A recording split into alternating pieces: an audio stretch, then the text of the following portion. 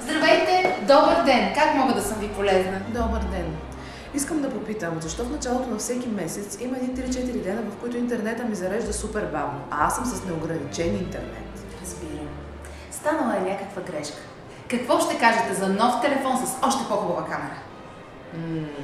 Не. А какво ще кажете за този? Има 12 камери отзад. Ето, имате кариес на мъдреца. Ама, не, вижте, не ми трябва нов телефон, моя си ми е супер. Просто ми кажете защо не ми зарежда интернета. Ако не, си прекъсвам договора и отивам при друг оператор. Не, чакайте, защо говорите така? Няма нужда от агресия. Знаете ли какви договори мога да ви изваря? Направо ще ви падне шапката. Гледате ли телевизия? Не. Защото дават само корови педари.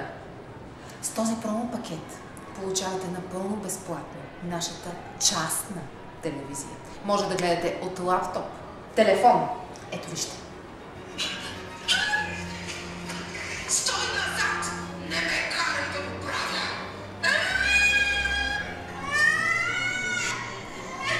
Филми, сериали, всичко на платформата е от нас за вас. Ето спорт. И това всичко само за 47 лева на месец, което си е буквално безплатно. Не, съжалявам, не ми трябва нов договор. Ама, госпожо, чакайте! Вие не сте ме слушали. Ето вижте. Кога за последно са ви масажирали ходилата? Какво ще кажете за ваучери за зоопарка в Пазарджик? Били ли сте с живо? Кой друг ще ви го предложи това в договор? Някой от другите мобилни оператори ли? Аз не виждам нищо от това описано. Защото трябва да се види на ултравиолетова светлина. Ето вижте.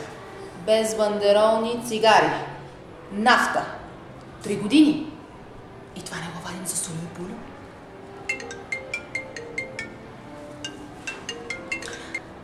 Здравейте, K-Mobile. Как мога да съм ви полезна? Разбирам, станала е някаква грешка.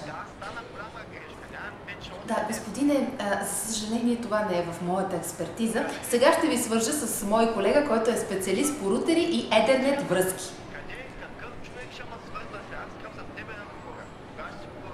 Татен!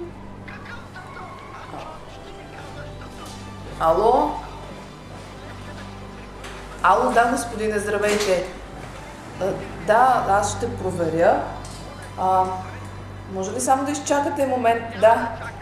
Да, изчакайте, моля ви, че не ми зарежда интернетът.